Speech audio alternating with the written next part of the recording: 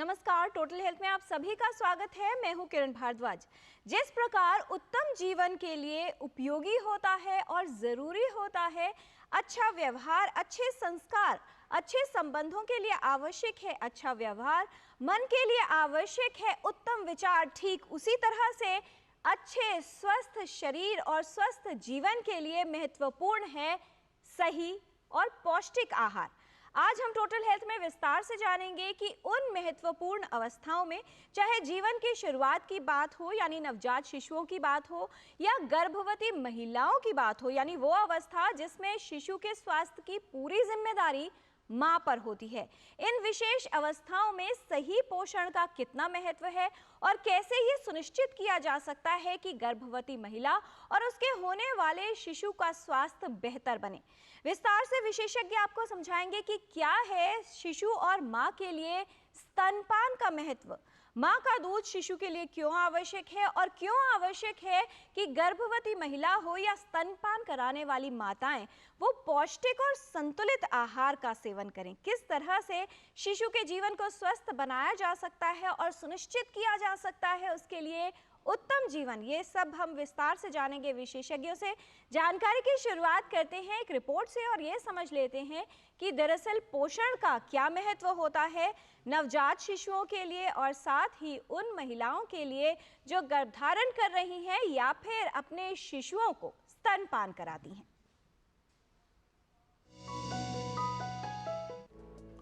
पोषण का महत्व सभी आयु के लोगों के लिए है, लेकिन जीवन की कुछ महत्वपूर्ण अवस्थाओं में सही पोषण मिलना अति आवश्यक होता है। गर्भावस्था में पोषण की आवश्यकता अधिक होती है। गर्भवती महिला व गर्भस्थ शिशु के लिए सही पोषण आवश्यक है। गर्भावस्था के दौरान महिला जो भी खाती है उसका सीधा प्रभाव होने वाले शिशु पर पड़ता है। गर्भावस्था के दौरान आहार में प्रोटीन, विटामिन, कार्बोहाइड्रेट, वसा, खनिज, लवण व जल पोषक तत्व शामिल होने चाहिए। गर्भावस्था के दौरान सावधानी रखना और सही पोषण लेना मां और शिशु के स्वास्थ्य को सुरक्षित रख सकता है। शिशु के स्वास्थ्य के लिए नींव बनता है सही पोषण और इसकी शुरुआत गर्भावस्था से ही हो जानी चाहिए। शिशु जन्म के बाद भी उसके आहार पर विशेष ध्यान देना चाहिए। शिशु के लिए जन्म के तुरंत बाद मां का दूध संपूर्ण पोषण होता है। शिशु के पूर्ण पोषण के लिए शिशु को जन्म के तुरंत बाद ही स्तनपान कराना शुरू कर देना चाहिए। मां के दूध से शिशु को कई लाभ प्राप्त होते हैं। शिशु के जन्म के पश्चात शिशु को स्तनपान कराना एक स्वाभाविक प्रक्रिया है, लेकिन पहली बार मां बनने वाली महिलाओं को शुरू में स्तनपान कराने के लिए सहायता की आवश्यकता होती है। शिशु को पर्याप्त सुरक्षा, स्नेह और पोषण की आवश्यकता को पूरा करना स्तनपान द्वारा संभव हो सकता है। स्तनपान के विषय में जानकारी का अभाव या सही ज्ञान न होना बच्चे में कुपोषण, रोग और संक्रमण को बढ़ावा दे सकता है। स्तनपान का महत्व शिशु और मां दोनों के लिए है। जन्म से 6 महीने तक शिशु के लिए सिर्फ मां का दूध ही पर्याप्त होता है। 6 महीने से शिशु के पोषण की आवश्यकता बढ़ जाती है, इसलिए शिशु को मां के दूध के अलावा ऊपरी आहार या पूरक आहार देने की आवश्यकता होती है। यदि आप चाहते हैं कि मां और शिशु दोनों स्वस्थ हों, तो ऐसे में गर्भावस्था से लेकर शिशु जन्म के बाद भी दोनों के पोषण का विशेष ध्यान दें। किरण भारद्वाज, डीडी न्यूज।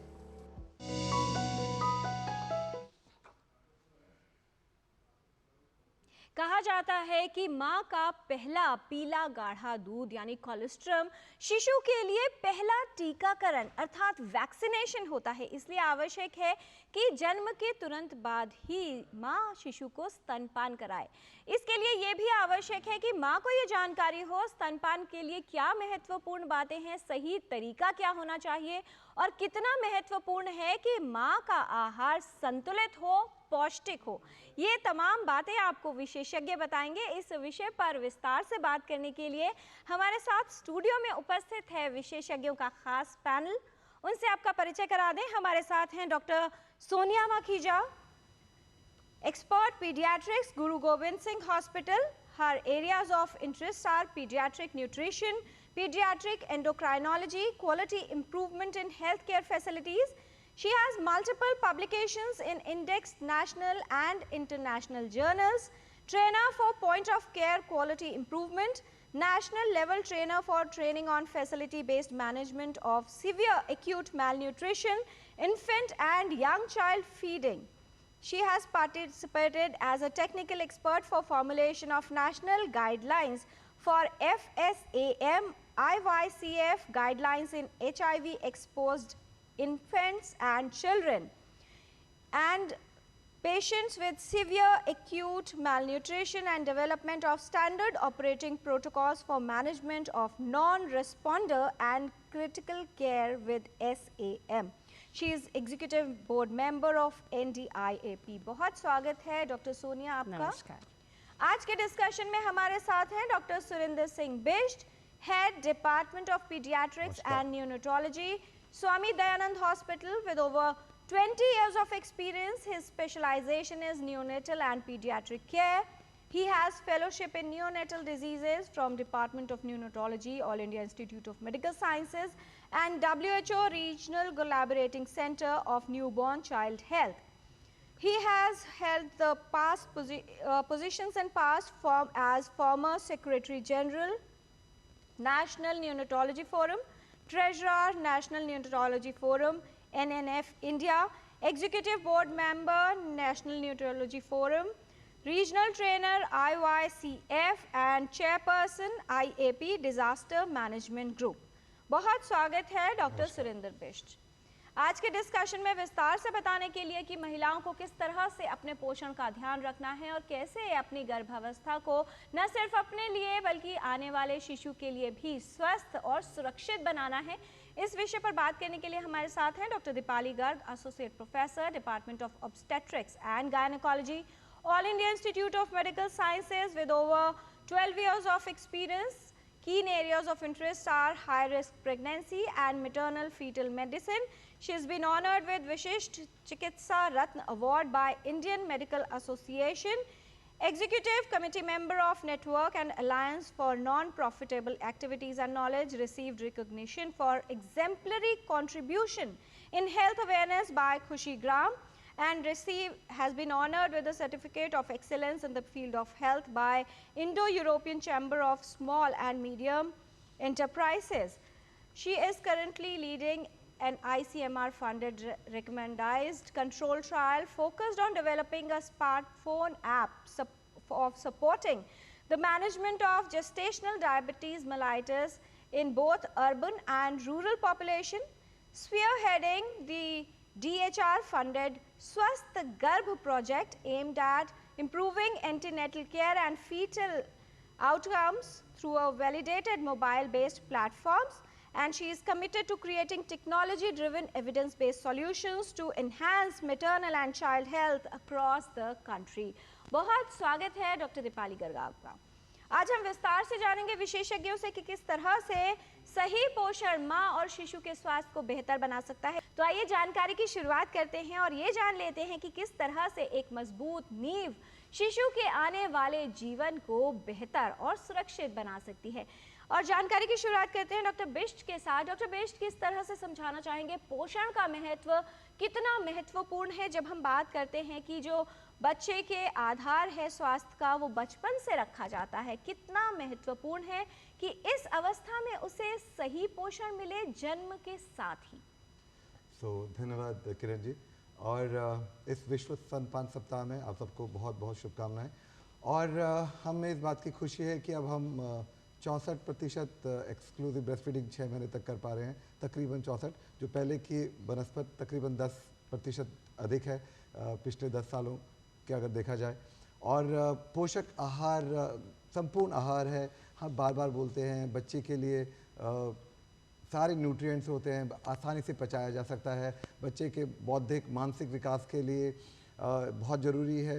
ये सिर्फ माँ से दूध और तत्व ही नहीं मिलते, एक लाइव बैक्टीरिया प्रोबायोटिक्स भी मिलते हैं, और जिससे कि बच्चे का जो गट माइक्रोबियोम होता है वो भी बेटर रहता है, और बाद में एलर्जी जैसी प्रॉब्लम्स, इम्यून सिस्टम की जो प्रॉब्लम्स होती हैं वो भी कम होती हैं, हाइपरटेंशन, डायबिटीज़, ये सब प्रॉब्लम्स भी बाद में कम होती हैं।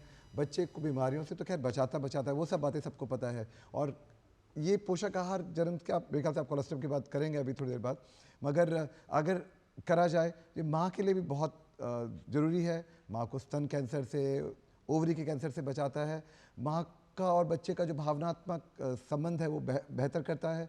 इस वक्त हम जब देख रहे हैं मैडम कि बहुत सारे सिजेरियन सेक्शंस होते हैं, और क्योंकि अब जो शादी की उम्र भी बढ़ गई है और बच्चे होने की उम्र भी बढ़ गई है, तो जो पोस्टपार्टम डिप्रेशन या एंग्जाइटी, और जो हमारे सहायक दल हैं, कह सकते हैं सपोर्ट सिस्टम्स हैं, फैमिलीज हैं, न्यूक्लियर वो नहीं है, तो माँओं के पास एंग्जाइटी और डिप्रेशन थोड़ा ज़्यादा है। अगर जो माएँ ब्रेस्ट फीडिंग करती है, जो हार्मोन निकलता है ऑक्सीटोसिन, वो डिप्रेशन को कम करता है, तो it decreases the postnatal depression in mother and एनफोर्सेस breast feeding, तो बहुत सहायक रहता है जी। तो स्तनपान जो है प्राकृतिक प्रक्रिया है, सरल और स्वाभाविक प्रक्रिया है, और इसके कई लाभ हैं, न सिर्फ शिशु के लिए बल्कि माँ के लिए भी।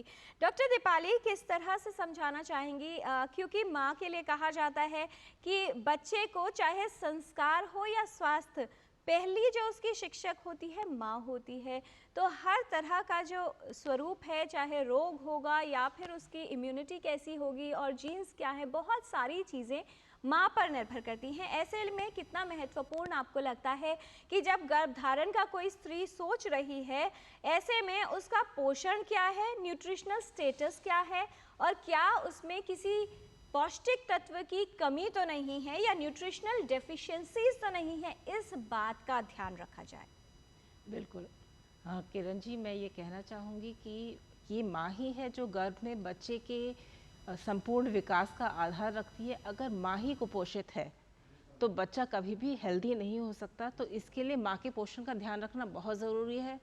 पर हमें ये देखना होगा, इंडिया एक मिक्स्ड पॉपुलेशन है।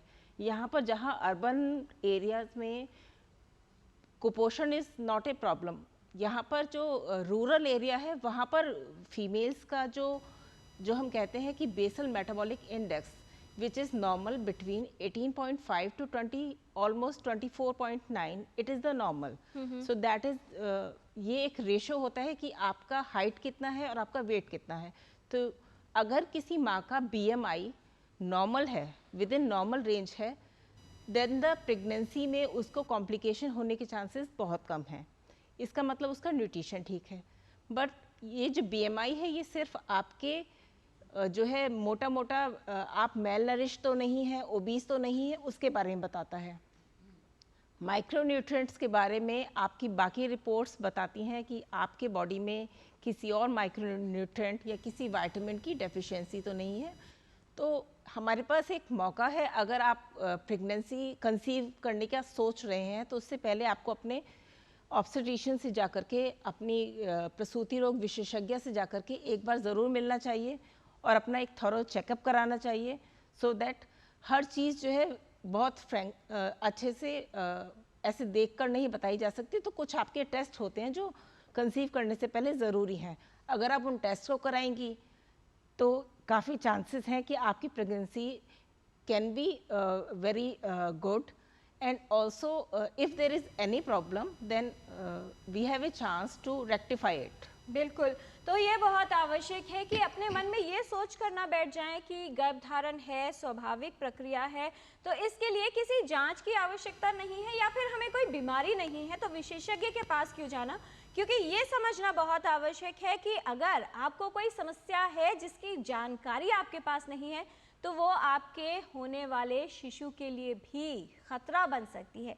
इसलिए ये जान लें जब भी गर्भधारण करने जा रही हैं कि आपके अंदर सभी जो पैरामीटर्स हैं वो सामान्य हैं। उसके लिए आवश्यक है कि विशेषज्ञ के पास जाएं और जांच करवाएं। डॉक्टर सोनिया, कितना महत्व मानती हैं स्तनपान जागरूकता सप्ताह जो हम मना रहे हैं 1 से 7 अगस्त के लिए? किस तरह के इनिशिएटिव्स इसमें लिए जाते हैं और कैसे सहायक होता है स्तनपान के विषय में जागरूकता बढ़ाने के लिए और सभी को इसके विषय में जानकारी देने के लिए? बहुत ज़रूरी है, क्योंकि बहुत आज से 10 साल 15 साल पहले हमारे देश में, जो कि हमारे पूर्वज शुरू से ही, हम भारत जो है वो एक बहुत ब्रेस्ट फीडिंग प्रो, मतलब स्तनपान को सपोर्ट करने वाला देश है, फिर भी आंकड़े बहुत ही कम हैं। मतलब एक्सक्लूसिव ब्रेस्ट फीडिंग यानी कि केवल स्तनपान कराना आज से 10-15 साल पहले 50%, आधी माएँ भी नहीं कराती थी। तो इसलिए सबको पता है कि माँ का दूध बहुत आवश्यक है, सब मानते भी हैं इस बात को, मगर जो ज़रूरी है बच्चे की सेहत के लिए वो नहीं हो पा रहा। तो इसलिए ये जो हमने मुहिम चालू करी है कुछ 1990 ऑनवर्ड्स, पर 2000 से बहुत ज़्यादा हर साल हम ये पहले हफ्ते में ब्रेस्ट फीडिंग वीक जो स्तनपान को स्पेशल विशेषता देते हैं, सब जगह एक फेस्टिवल की तरह, एक सेलिब्रेशन की तरह मनाया जाता है, क्योंकि बच्चे ही हमारा भविष्य है। और बच्चे के भविष्य के लिए हमारी अगर नींव बहुत स्ट्रॉन्ग होगी, मजबूत होगी, जो कि है स्तनपान कराना और 6 महीने केवल स्तनपान कराना।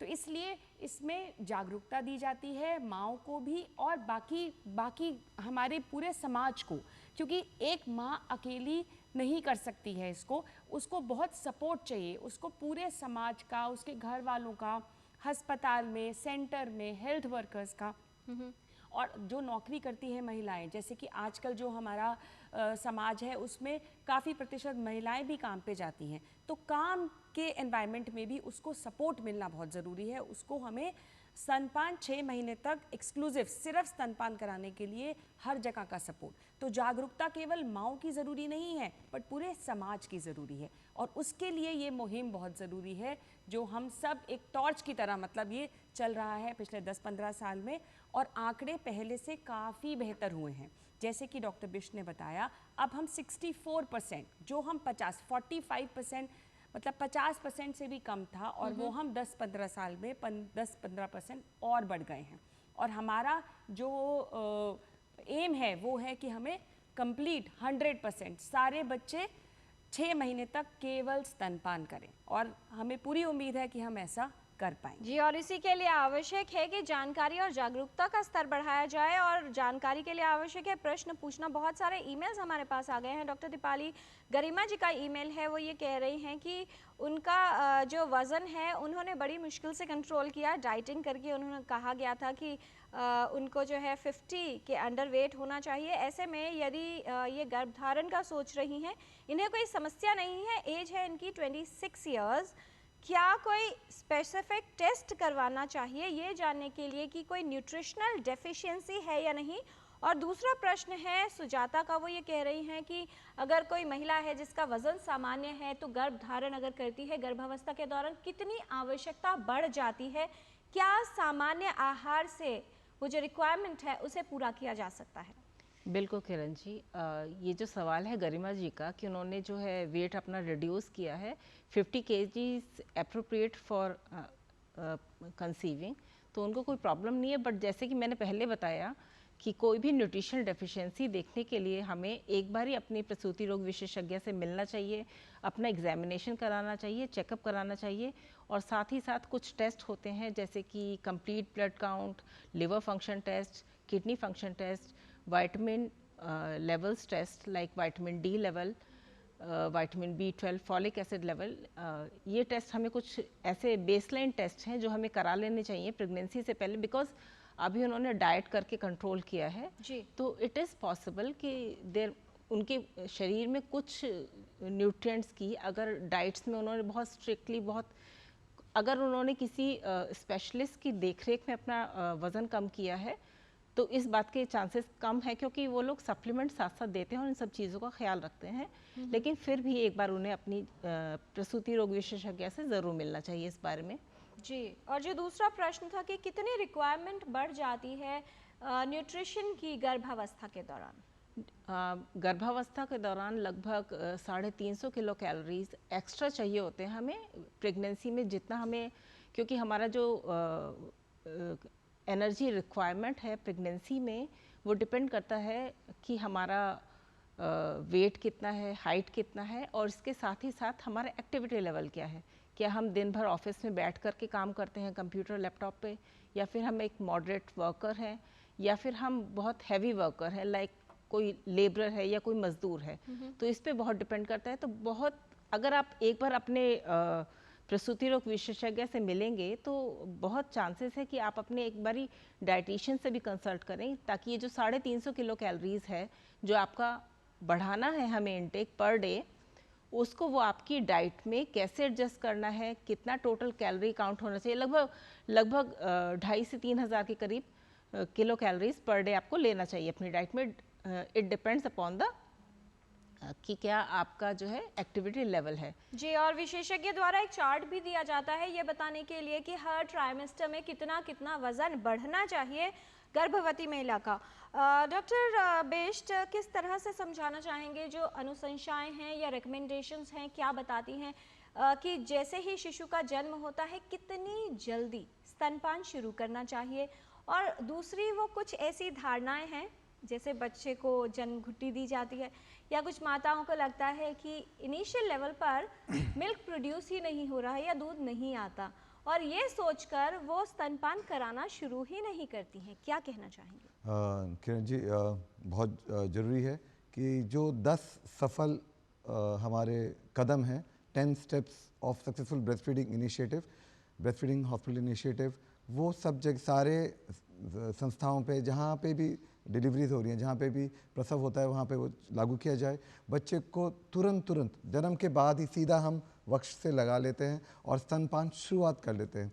जो सरकारी हमारा एक इंडिकेटर है आउटपुट का कि हम क्या 1 घंटे के अंदर बच्चे को स्तनपान करा पा रहे हैं, वो सक्सेसफुल है। और काफ़ी संस्थाओं में, काफ़ी अस्पतालों में वो तकरीबन 80-90% चल रहा है। अगर हम इसी तरह की कुछ करते रहेंगे तो जल्दी होगा। अब चूँकि सिजेरियन सेक्शंस की संख्या बढ़ती जा रही है और अब 30-40% आम सरकारी अस्पतालों में भी हो रहे हैं सिजेरियन, और प्राइवेट में और कई राज्यों में बहुत ज़्यादा बढ़ चुके हैं, जिसके ऊपर सरकार कुछ नियम कानून कुछ लाना चाहती भी है। और इसमें क्योंकि ये एक बाधक है सक्सेसफुल ब्रेस्ट फीडिंग स्टार्ट करने का, बट हम देखा गया है जैसे आरएमएल अस्पताल, एम्स, हम सब जगह अस्पतालों में हम सिजेरियन सेक्शंस को भी 1 घंटे के अंदर कई बार तो टेबल पे ही ब्रेस्ट फीडिंग स्टार्ट कर देते हैं। तो इस पर भी आएंगे डॉक्टर बेस्ट से तो लेकर प्रश्न इसके भी अलावा है हमारे इसके पास। अलावा जन्म के, जैसे आपने कहा कोलेस्ट्रॉल को लेके जो भ्रांतियां हैं कि पहले 2 दिन सफ़ेद दूध तो आया ही नहीं है, तो दूध नहीं है तो अभी क्या पिलाएंगे, तो ये बहुत कॉमन है। और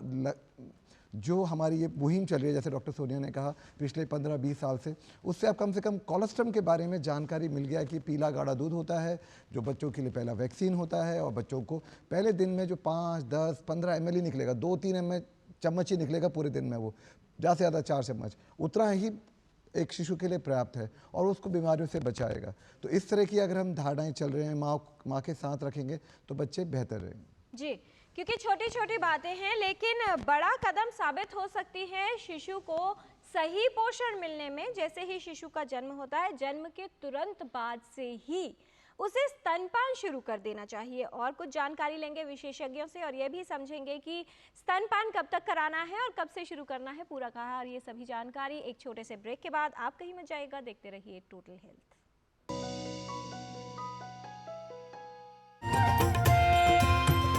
नए दिन की करें शुरुआत भारतीय ज्ञान परंपरा, संस्कृत और स्वास्थ्य के साथ। स्वास्थ्य में उपयोगी आयुष पद्धतियों का विज्ञान, संस्कृति, कला, योग का अद्भुत ज्ञान। देखिए विशेष कार्यक्रम सुप्रभातम डीडी न्यूज पर। ब्रेक के बाद टोटल हेल्थ में आपका स्वागत है। गर्भवती महिलाएं, स्तनपान कराने वाली माताएं और शिशुओं के लिए क्या है पोषण का महत्व, यानी गर्भावस्था से 1000 दिन में पोषण कितना जरूरी है, ये हम जान रहे हैं विशेषज्ञों से। शिशु के स्तनपान शुरू करना चाहिए जन्म के तुरंत बाद ही, और सही तरह से शिशु को स्तनपान तभी कराया जा सकता है जब उसकी अवस्था ठीक हो। डॉक्टर सोनिया, किस तरह से समझाना चाहेंगी कि जब माताएं शिशु को स्तनपान कराना शुरू करती हैं, शिशु की पोजीशन क्या होनी चाहिए, किस तरह से कराना है जिससे शिशु को पर्याप्त मात्रा में दूध मिल सके? जी किरण जी, तो सबसे पहली बात कि माँ को कंफर्टेबल, माँ एकदम कंफर्टेबल होनी चाहिए। तो ऐसा ज़रूरी है कि माँ या तो टेक लेके सहारा लेके बैठे, क्योंकि कम से कम 15-20 मिनट का प्रक्रिया है जिसमें 15-20 मिनट से आधा घंटा लग सकता है एक बार दूध पिलाने में। तो अगर माँ ने सहारा नहीं लिया है तो वो थक जाएगी और वो जल्दी छोड़ना चाहेगी। तो इसलिए सबसे पहले माँ एकदम अपना टेक लेके सहारा लेके बैठे। फिर बच्चा जो है, बच्चे की जो बॉडी है वो एक ही लाइन में होनी चाहिए, मतलब उसका सर और धड़ एक ही लाइन में होना चाहिए, सीधा होना चाहिए। फिर बच्चे की जो पूरा शरीर है उसको सहारा मिलना चाहिए। अगर बच्चा लटका रहेगा तो वो भी कंफर्टेबल नहीं होगा, यानी कि स्तनपान तभी इफ़ेक्टिव हो पाएगा अगर माँ और बच्चे दोनों ही बहुत कंफर्टेबल हैं। तो इसलिए बच्चे का सर और धड़ एक ही लाइन में होना चाहिए, सीधा। बच्चे की जो पूरा शरीर है उसको सहारा मिला होना चाहिए, तो माँ अपने हाथ से सहारा दे सकती है। बच्चा माँ के समीप होना चाहिए, ठीक है। और तीसरा, बच्चा जो है वो माँ की छाती पे सामने से आना चाहिए। तो यानी कि सीधा, सहारा, समीप, सामने, चार स हैं। तो अगर ऐसा करेंगे तो बाकी तो कुदरत का करिश्मा है। भगवान ने ऐसे बच्चे को ताकत दी है। बच्चा जो है वो माँ का जो है स्तन पकड़ लेता है, तो उसको ऐसे रिफ्लेक्सेस हैं, तो वो पकड़ लेता है अपने आप, अगर हम बच्चे को सही पोजीशन से उसको लेते हैं तो। ये तरीका है। दूसरा ये है कि हमें जो ब्रेस्ट, जो माँ का स्तन है, उसको ज़्यादा छेड़छाड़ नहीं, बच्चा अपने आप पकड़ लेता है, कैंची नहीं बनानी है। कई माँ को लगता है कि मैं दे दूँ, ऐसा नहीं करना है। और दूसरा, जो पूरा काला हिस्सा है जो निपल के आसपास, एक तो ये बात समझनी बहुत ज़रूरी है कि सिर्फ निपल पकड़ने से दूध नहीं आता है। दूध जो है वो बच्चे के जो काला हिस्सा है स्तन का, उसको पकड़ने से आता है, क्योंकि सारी कोशिकाएं जो हैं जहाँ से दूध आना है वो यहाँ पर है जी। इसको प्रेस करने से आता है। राइट। डॉक्टर बेस्ट, कितनी बार बच्चे को सक्ल करना चाहिए? क्योंकि बहुत सी ऐसी महिलाएं हैं जिनको ये लगता है कि जो इनिशियल डेज है बच्चा उसमें दूध पी ही नहीं रहा। बच्चे को कितनी बार जो है ये कोशिश करें कि उसका अटैचमेंट माँ के दूध से ठीक से बन जाता है स्तन से, क्या उससे भी बेनिफिट होगा कि मिल्क प्रोडक्शन ज़्यादा होना शुरू हो जाता है? सफल स्तनपान के लिए बहुत ज़रूरी है एक सफल अटैचमेंट। गुड अटैचमेंट अगर होगा, जैसे डॉक्टर सोनिया ने बताया, और अगर एक बारी में बच्चा दूध निकाल पा रहा है, तो वो बार बार जितनी बार भी बच्चा स्तन पे चूसेगा, सक करेगा, उतना ज़्यादा दूध बनेगा। तो ये जो धारणा है कि दूध नहीं बन रहा इसलिए नहीं पिला रहे, अगली बार पिला देंगे जब दूध आ जाएगा, दूध अपने आप नहीं आएगा। दूध बनने के लिए जो हार्मोनल प्रक्रिया है उसके अंदर बच्चे का छाती से जुड़ाव और अटैचमेंट बहुत ज़रूरी है। और जितनी बार पिलाएंगे, शुरुआत में हर 2-2 घंटे 3-3 घंटे ऑन डिमांड हम करेंगे, और जितनी बार पिलाएंगे उतना सफल स्तनपान आप स्थापित कर पाएंगे। ये बहुत ज़रूरी है जी। और ये जो बात एक डॉक्टर दीपाली, डॉक्टर बिष्ट ने जिक्र किया था कि सिजेरियन सेक्शन जो होते हैं उसमें कहीं ना कहीं कई बार देरी हो जाती है स्तनपान शुरू करने में। इससे जुड़ा एक सवाल है, शिखा जी हैं, वो ये कह रही हैं कि एक प्राइवेट अस्पताल में उनकी डिलीवरी हुई, बच्चे को तुरंत बाद जैसे ही सी सेक्शन हुआ उसके बाद बच्चे को नर्सरी में रखा गया, तो तकरीबन 4-5 घंटों तक बच्चे से मिलने नहीं दिया या उनका जुड़ाव नहीं हुआ, और उसकी वजह से जो है वो बच्चे को स्तनपान शुरू नहीं कर पाई। सी सेक्शन केसेस में या अगर सर्जरी के द्वारा डिलीवरी होती है, कितनी पॉसिबिलिटीज़ हैं या रखना चाहिए कि बच्चा माँ के समीप रहे? क्या ऐसी संभावना होती है? देखिए किरण जी, अगर ऐसा कुछ बच्चे की कंडीशन ऐसी है कि जिसकी वजह से उसे नर्सरी में रखना ज़रूरी है, तब तो आप इसमें कुछ नहीं कर सकते। लेकिन अगर बच्चा उधर ही है, माँ के साथ ही है, तब सिजेरियन सेक्शन में ऐसा बिल्कुल भी ज़रूरी नहीं है कि मदर अभी अनकंफर्टेबल है, हमें कुछ घंटों तक स्तनपान नहीं कराना है, माँ को उठना नहीं है, करवट नहीं लेना है। सिजेरियन के कुछ विदिन 2 आवर्स मदर जो है ब्रेस्ट फीडिंग स्टार्ट कर सकती हैं। आजकल जितनी भी हम दर्द निवारक दवाएं सिजेरियन के बाद देते हैं, उसकी वजह से मदर अच्छे से कंफर्टेबल हो जाती है एंड वो टर्न करके और ब्रेस्ट फीड करा सकती हैं। और ब्रेस्ट फीड कराने के लिए बहुत ज़रूरी है कि मदर भी कंफर्टेबल हो। तो उसके लिए बहुत जगह ये लोगों में धारणा है कि मरीज़ को 24 घंटे तक मुंह से कुछ नहीं देना है खाने पीने के लिए, उसे उठना नहीं है, बैठना नहीं है।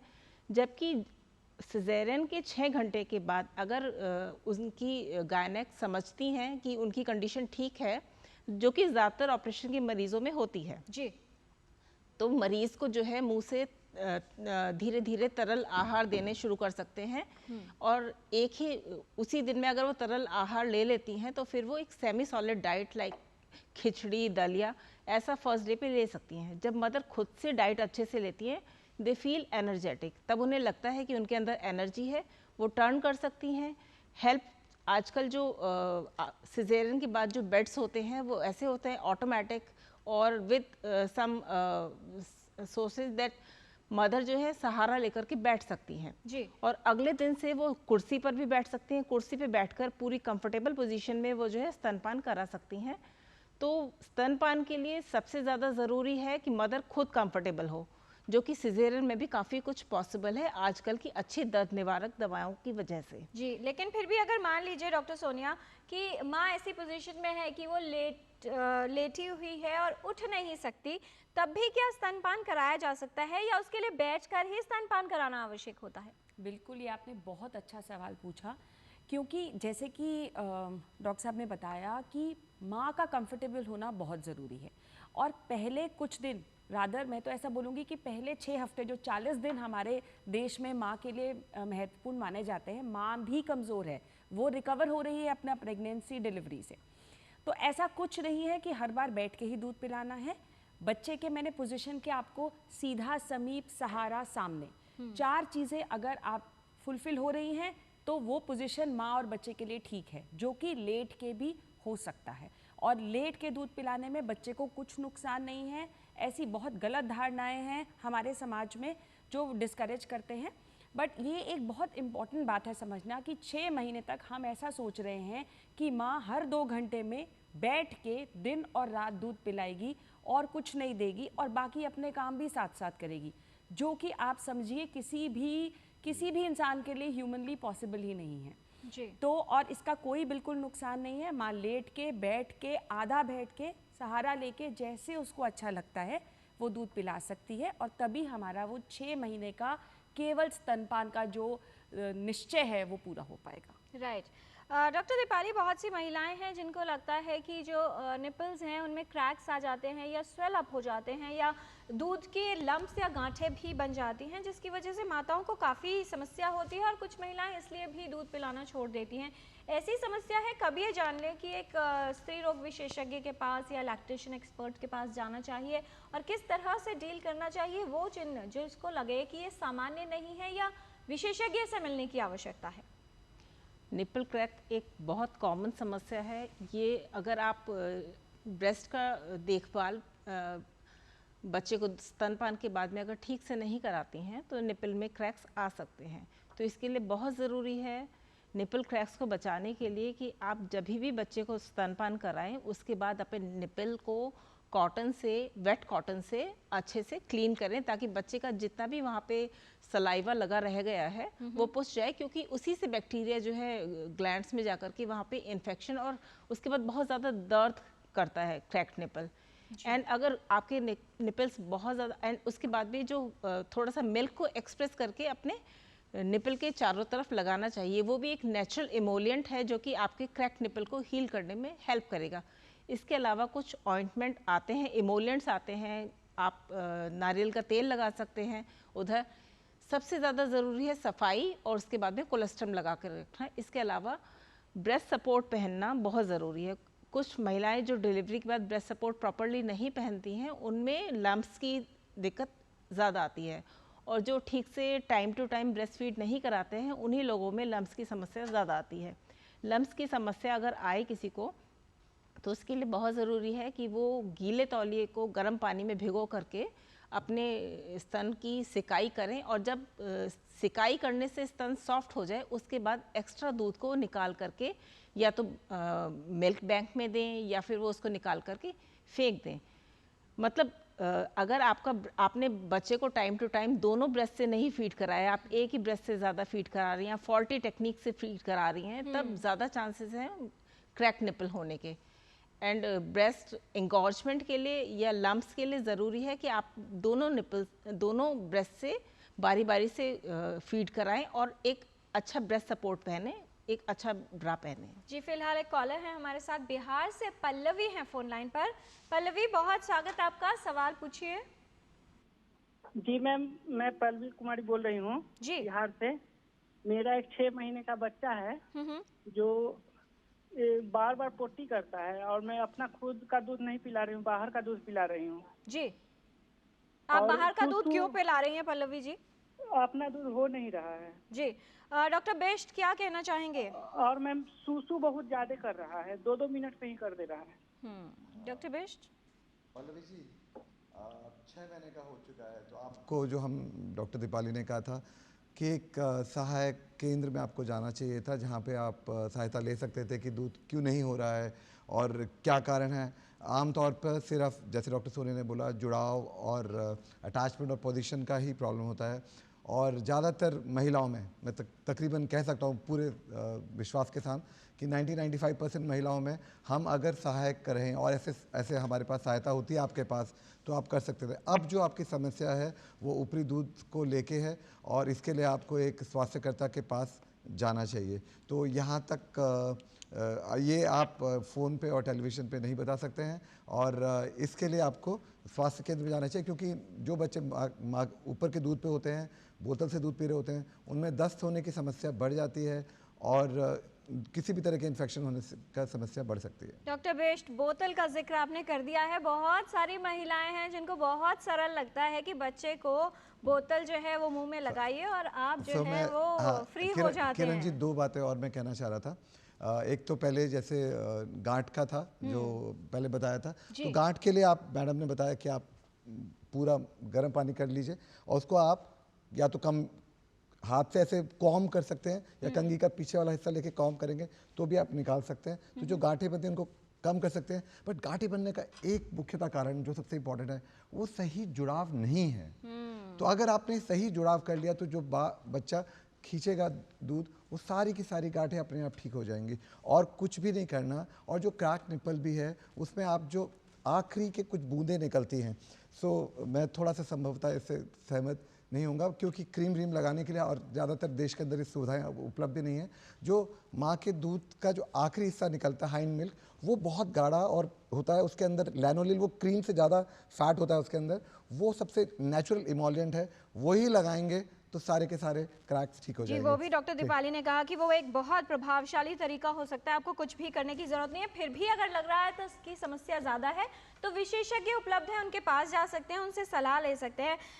डॉक्टर सोनिया, बहुत सारी महिलाएं ऐसी हैं जिनको ये लगता है कि बच्चे को दूध पूरा नहीं मिलता या उसका पेट नहीं भरता।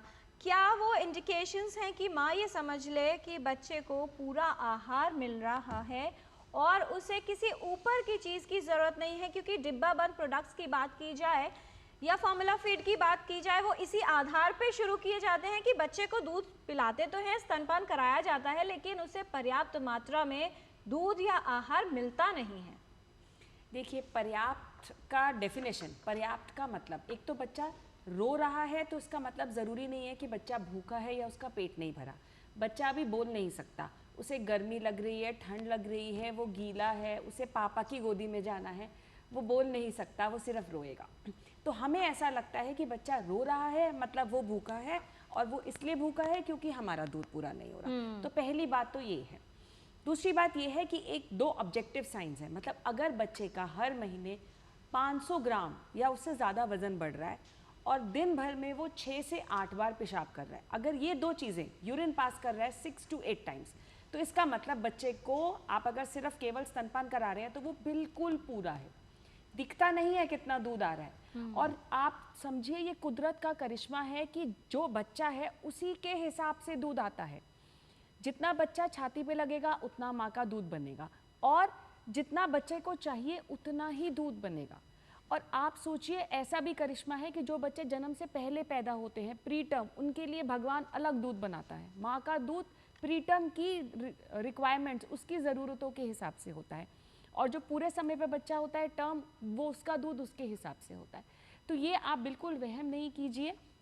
माँ को अपना कॉन्फिडेंस रखना बहुत ज़रूरी है, क्योंकि ये जो हार्मोन्स हैं हमारे, दोनों हार्मोन्स जो है ना स्तनपान से रिलेटेड, एक है प्रोलैक्टिन, एक है ऑक्सीटोसिन, दोनों ब्रेन से रिलीज़ होते हैं, और दोनों में माँ का इमोशनल स्टेटस और कॉन्फिडेंस, और वो कॉन्फिडेंस कैसे आएगा? एक तो उसको एंटीनेटल प्रेगनेंसी के दौरान, यानी कि गर्भावस्था के दौरान ये बताया जाए कि ये कितना ज़रूरी है, और वो पूरी है, वो संपूर्ण है अपने बच्चे के लिए, और वो उसके घर वाले और health worker, doctors, nurses, health worker उसको सपोर्ट करें। जी, और साथ ही परिवार के जो सदस्य हैं वो परिवार में ऐसा माहौल बनाएं जिससे माँ बहुत ही कंफर्टेबल रहे, आरामदायक स्थिति में शिशु को आराम से स्तनपान करा सके। डॉक्टर दीपाली, दो प्रश्न हैं।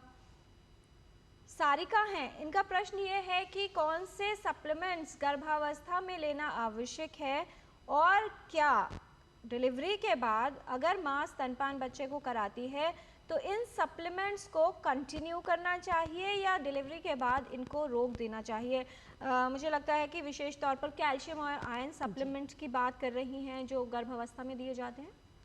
तो गर्भावस्था में अगर आपकी डाइट एडिक्वेट है तो उसके ऊपर आपको सिर्फ आयरन, कैल्शियम, फॉलिक एसिड, यही 3 सप्लीमेंट जो है आपको प्रेगनेंसी में लेने हैं। आयरन का एक जो कोई भी एक नॉर्मल आयरन में कोई ऐसा ज़रूरी नहीं कि अगर आप कोई महंगे ब्रांड का आयरन लेंगे तो वो आपका जो है अनीमिया को अच्छे से इम्प्रूव करेगा या आपको ब्लड बनाने में ज़्यादा हेल्प करेगा। और दूसरा, एक लोग बहुत समझते हैं कि अनार का जूस क्योंकि या चुकंदर का जूस जो है बहुत रेड होता है, उससे जो है आयरन बनता है। तो मैं बताना चाहूँगी कि हरी पत्तेदार सब्जियाँ सबसे ज़्यादा रिच सोर्स होती हैं आयरन का। तो सप्लीमेंट्स में आयरन, कैल्शियम, फॉलिक एसिड वो काफ़ी है। और बहुत अच्छा है कि अगर आप इसको 6 महीने जब तक आप एक्सक्लूसिव ब्रेस्ट फीड करा रहे हैं तब तक भी लें, क्योंकि जो है आपकी डेली रिक्वायरमेंट जो है उससे पूरी हो जाएगी। जितनी भी आपकी न्यूट्रिशन रिक्वायरमेंट है जो कि आपकी प्रेगनेंसी में और जब आप बच्चे को दूध पिलाती हैं तब आपकी न्यूट्रिशन रिक्वायरमेंट बढ़ जाती है बॉडी की। तो कई बार आपकी जो है डाइट से वो कंप्लीट नहीं हो पाती है। तो आयरन, कैल्शियम, फॉलिक एसिड ज़रूरी है आपको प्रेगनेंसी में और स्तनपान कराते वक्त। जी, और अगर मान लीजिए कि महिला में किसी तरह की कोई समस्या है या महिला बीमार है तो उस अवस्था में भी क्या वो स्तनपान करा सकती है? ये विशेषज्ञ तय करेंगे। अक्सर बहुत सारी कोई बहुत कम ऐसी कंडीशंस हैं जिसमें स्तनपान कराने के लिए मना है। जैसे कि अगर मदर को कोई बहुत ऐसा इन्फेक्शियस डिजीज़ है जो कि बच्चा कैच कर सकता है, तो ऐसी स्थिति में या तो पूरे प्रिकॉशंस लेकर के तब मदर फीड कराती है, या मदर की कंडीशन खुद से कोई उसको, जैसे कोई बहुत ज़्यादा उसकी जो है हार्ट की प्रॉब्लम है, किडनी की प्रॉब्लम है, पेशेंट को रेस्ट की ज़रूरत है उस समय पे because of the medical condition. बहुत ऐसे रेयर इंस्टेंसेस होते हैं कि जिसमें मदर स्तनपान नहीं करा सकती। जी, अन्यथा सभी अवस्थाओं में जो विशेषज्ञ हैं वो भी ये रेकमेंड करते हैं बिल्कुल कि महिला को अपने शिशु को स्तनपान अवश्य करवाना चाहिए। अगर इन्फेक्शन का रिस्क है तो मास्क लगाकर भी स्तनपान कराया जा सकता है। डॉक्टर बेस्ट, जब हम बात कर रहे हैं कि प्रमोट करना चाहिए, अधिक से अधिक ऐसा सपोर्टिव एनवायरनमेंट होना चाहिए जिससे माँ जो है वो बच्चे को दूध पिला सके, कुछ और बातें इस विषय से आपसे जान लेंगे। उससे पहले जम्मू कश्मीर से पुरुषोत्तम है फोन लाइन पर, उनका सवाल ले लेते हैं। पुरुषोत्तम जी, बहुत स्वागत आपका, क्या जानना चाहते हैं आप? मैं पुरुषोत्तम कुमार, गांव डंडी, तहसील भद्रवाह, जिला डोडा, जम्मू कश्मीर से बोल रहा हूँ। जी बताइए। तो जो छोटे बच्चे कमजोर पैदा होते हैं उनको हम क्या खुराक दें ताकि वो तकड़े हो जाएं? कमजोर से होते हैं, मान लीजिए समझे कि शायद प्री टर्म बेबीज की बात कर रहे हैं, प्री टर्म और लो बर्थ वेट बच्चों के बारे में कर रहे हैं। पुरुषोत्तम जी, बहुत बहुत इम्पॉर्टेंट है, क्योंकि अभी जो नवजात शिशुओं की मृत्यु दर है या शिशु मृत्यु दर है 1 साल से, उसका 40 से 50% जो अब कारण है वो कम वजन के बच्चे हैं। ठीक है, देश ने इतने सारे एसेंसीज बना के हमने एटलीस्ट रिससिटेशन, एस्फिक्सिया कम कर लिया है, मगर कम वजन के बच्चों के बारे में जैसे आपने कहा बहुत सही है, क्या पिलाना चाहिए इस अवस्था में? ऐसे बच्चों के लिए सबसे कारगर है स्तनपान, माँ का दूध। कई बार बच्चे जो कम वजन के होते हैं, जैसे किरण जी कह रही थी, प्री टर्म समय से पूर्व से पहले जो बच्चे पैदा हो चुके होते हैं, उनमें इतनी ताकत नहीं होती कि वो चूस के या निकाल के पी पाए, मगर उनके लिए हम छाती से दूध निकाल के उनको कटोरी से, चम्मच से, पलाड़ी से ऐसे करके दूध पिलाते हैं, केवल माँ का दूध। तो माँ का दूध इस अवस्था में बच्चे के लिए बहुत पूरक होगा। जैसे डॉक्टर सोनिया ने पहले बोला, कुदरत ने ऐसे कर रखा है कि प्रीटर्म बच्चे की जो ज़रूरत है उनमें ज़्यादा प्रोटीन चाहिए, क्योंकि उनकी अभी मसल नहीं बनी है, उनके बोन्स नहीं बनी है प्रॉपर। अभी 2-3 महीने उन्हें और पेट के अंदर रहना था, प्रसव गर्भ में रहना था, तो उनके लिए अलग तरीके का जो न्यूट्रिएंट निकलता है वो माँ के दूध में निकलेगा। जो डब्बा है वो कभी ऐसा नहीं कर सकता है, डब्बा एक तरह का दूध सबके लिए देगा ना, वो गर्मी सर्दी मौसम के हिसाब से भी नहीं बदलता है, वो बीमार बच्चे के हिसाब से भी नहीं बदलता है।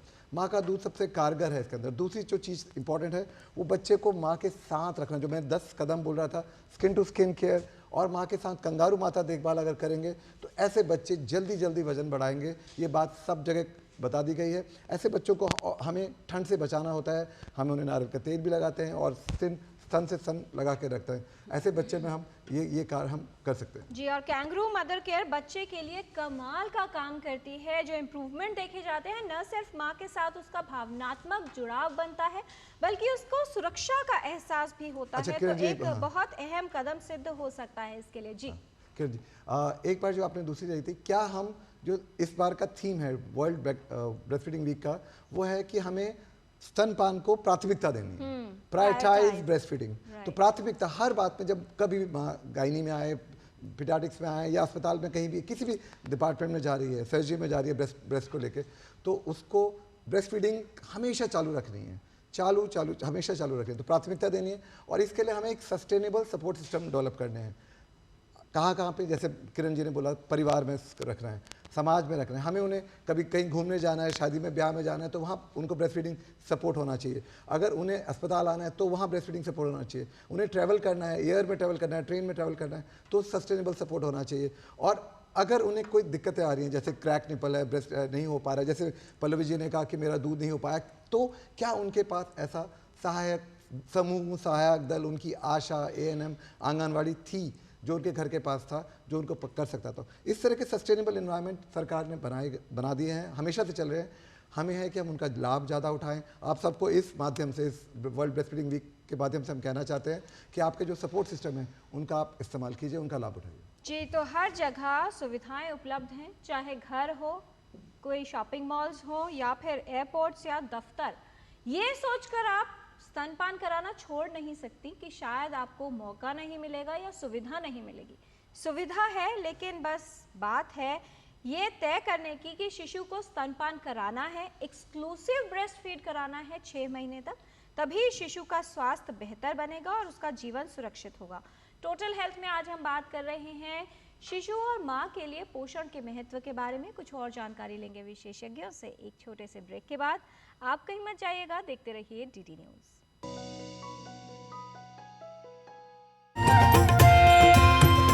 नए दिन की करें शुरुआत भारतीय ज्ञान परंपरा, संस्कृत और स्वास्थ्य के साथ। स्वास्थ्य में उपयोगी आयुष पद्धतियों का विज्ञान, संस्कृति, कला, योग का अद्भुत ज्ञान।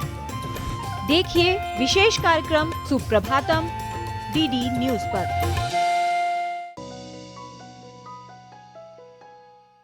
ब्रेक के बाद टोटल हेल्थ में आपका स्वागत है। गर्भावस्था से पहले 1000 दिन में किस तरह से सुनिश्चित किया जाए माँ और शिशु का बेहतर पोषण, इस विषय पर आज हम टोटल हेल्थ में बात कर रहे हैं। विशेषज्ञों का खास पैनल हमारे साथ, doctor Deepali Garg, doctor Surendra Singh Bisht, doctor Sonia Makhija हैं हमारे साथ। और कुछ और जानकारी लेते हैं विशेषज्ञों से रैपिड फायर क्वेश्चंस राउंड के माध्यम से। छोटे सवाल और बहुत छोटे जवाब। पहला सवाल डॉक्टर दीपाली आपसे कि क्या पोषण सिर्फ उन्हीं महिलाओं के लिए आवश्यक है या उन्हीं गर्भवती महिलाओं के लिए आवश्यक है जो बीमार हैं या जिनमें एनीमिया है?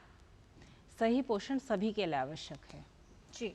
डॉक्टर बिष्ट, जो नवजात शिशु होता है शुरुआत में उसे दूध की आवश्यकता नहीं होती और इसीलिए माँ को इनिशियल स्टेज में यानी शुरुआती दौर में दूध बनता ही नहीं है, क्या कहना चाहेंगे? ये तो बहुत गलत बात है, ये तो बहुत गलत धारणा है। अगर ऐसी अभी भी है तो ये बिल्कुल गलत है। डॉक्टर सोनिया, पहला दूध जो माँ का बनता है पीला होता है, गाढ़ा होता है, वो क्या गंदा दूध है? उसे डिस्कार्ड कर देना चाहिए, फेंक देना चाहिए? बिल्कुल नहीं, वो तो खरा सोना है। उसमें ऐसे तत्व हैं जो बच्चे के लिए पहला टीकाकरण होते हैं, वो बहुत ज़रूरी है। डॉक्टर दीपाली, क्या वेजिटेरियन डाइट वाले जो हैं लोग, उन्हें ख़ास तौर पर गर्भवती महिलाएं, उन्हें पूरा पोषण नहीं मिलता? ऐसा नहीं है, लेकिन वेजिटेरियन में अगर वीगन डाइट है, आप डेयरी प्रोडक्ट्स भी नहीं ले रहे हैं, दूध और पनीर भी नहीं ले रहे हैं, तब इसमें मुश्किल की बात है। अगर आप दूध पनीर ले रहे हैं तो वेजिटेरियन डाइट में भी कोई दिक्कत नहीं है। क्या नवजात शिशु को पानी पिलाने की आवश्यकता होती है डॉक्टर बिष्ट? बिल्कुल नहीं, 6 महीने तक केवल केवल केवल केवल माँ का दूध। जी। डॉक्टर सोनिया, अगर ऐसा लगे कि माँ का पर्याप्त दूध नहीं आ रहा तो तुरंत ही बच्चे को फॉर्मूला फीड या डिब्बा बंद दूध पर डाल देना चाहिए? बिल्कुल नहीं, ऐसी धारणा ही गलत होती है और अगर लग रहा है कि कम है तो आप विशेषज्ञ के पास जाके मदद लीजिए, सब ठीक हो जाएगा। गर्भावस्था में न्यूट्रिशनल रिक्वायरमेंट बढ़ जाती है डॉक्टर दीपाली, तो क्या माँ को अपनी जो ईटिंग क्वांटिटी है, आहार की जो मात्रा है वो दुगनी कर देनी चाहिए, क्योंकि ईटिंग फॉर टू का कॉन्सेप्ट है? नहीं, दुगनी तो नहीं करनी चाहिए। आपको एक अच्छे डाइटिशियन को कंसल्ट करना चाहिए और देखना चाहिए कि जो आपकी पहले से डाइट है वो एडिक्वेट है कि नहीं है, और उसके ऊपर वो आपको कैलोरी ऐड करके देंगे। जी डॉक्टर बेस्ट, यदि बच्चा बीमार है या माँ बीमार है तो क्या स्तनपान न कराए? अगर माँ बीमार है और खासतौर पे जो वायरल इन्फेक्शन, इनफैक्ट कोविड में भी हमने कहा कि स्तनपान कराइए, क्योंकि माँ के अंदर उस बीमारी के लिए कुछ प्रतिरोधात्मक कुछ एंटीबॉडीज निकलती हैं जो बच्चे को अपने आप बने बनाए दूध से मिल जाते हैं, तो बच्चे को बचाती हैं। तो बनी बनाई दवाई माँ से मिल रही है, तो माँ बीमार है, बच्चा मगर बीमारी से बचा रहेगा। जहाँ तक बच्चा बीमार है, वहाँ पे अगर बच्चे को 10 हल्का सा निमोनिया, जहाँ तक अभी वो दूध पी सकता है तो उसको स्तनपान कराते रहना चाहिए। दस्तों में खास तौर पे बच्चों को जितना ज़्यादा स्तनपान कराएंगे उतना उनका डिहाइड्रेशन और निर्जलीकरण जो होता है वो कम होगा। जी ठीक है डॉक्टर सोनिया, बहुत से माताएं ये मानती हैं कि अगर ट्विन बेबीज हैं तो उनको पर्याप्त दूध नहीं मिल पाता माँ का, क्या कहना चाहिए? बिल्कुल नहीं। माँ का दूध, जैसे कि मैंने पहले बताया, अपने बच्चों के हिसाब से बनता है।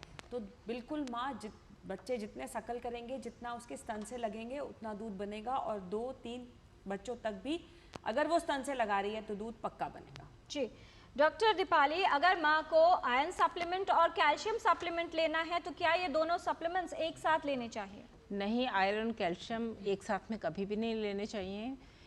हम ऐसे कर सकते हैं कि आयरन सुबह में लें और कैल्शियम को शाम में लें।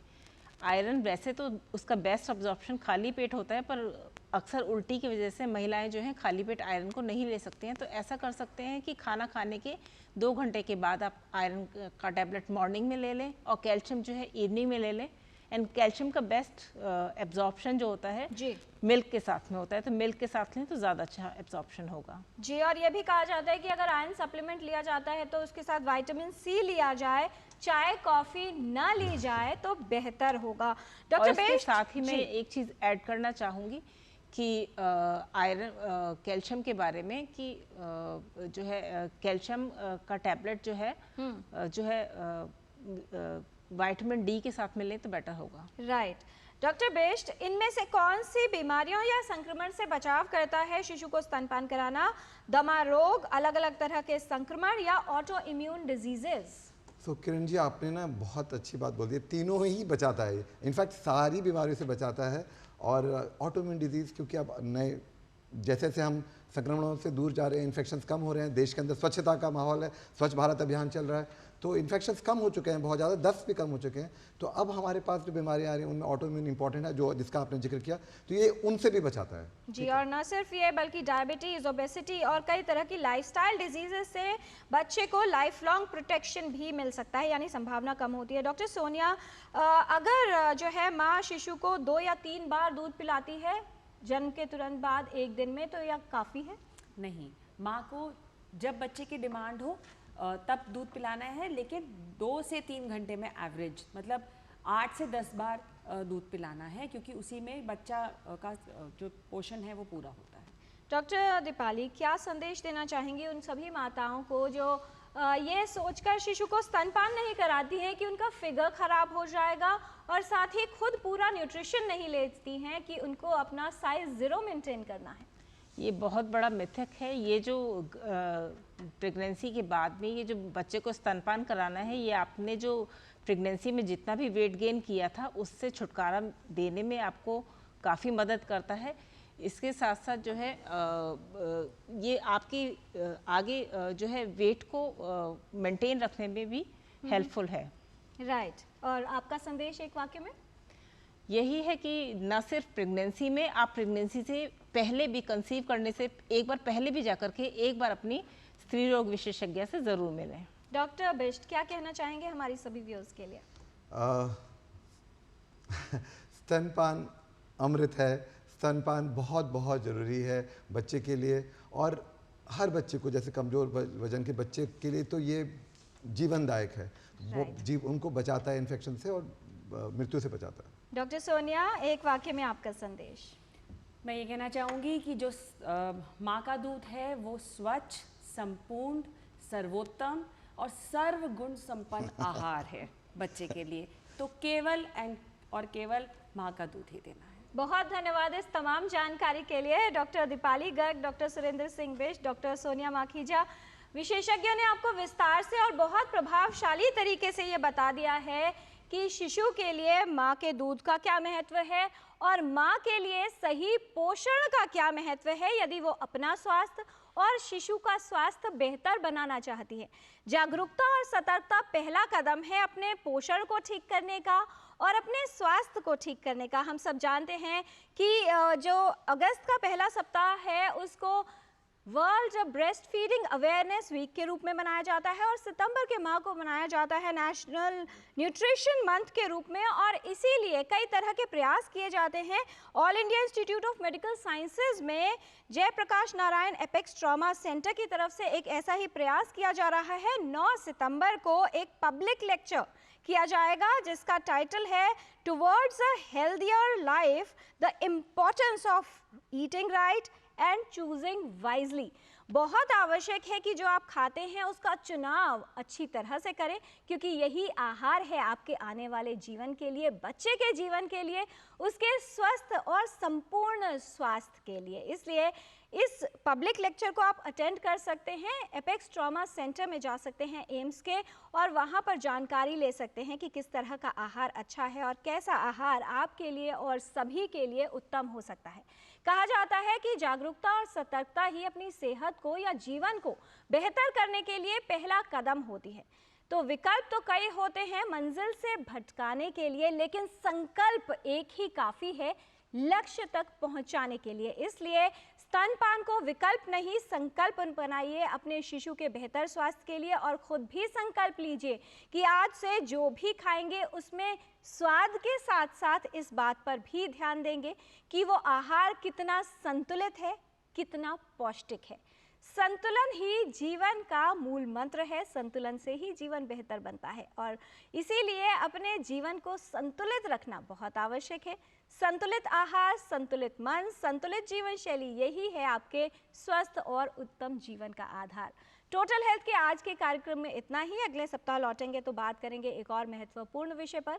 आज के लिए हमारी पूरी टीम को दीजिए अनुमति। नमस्कार।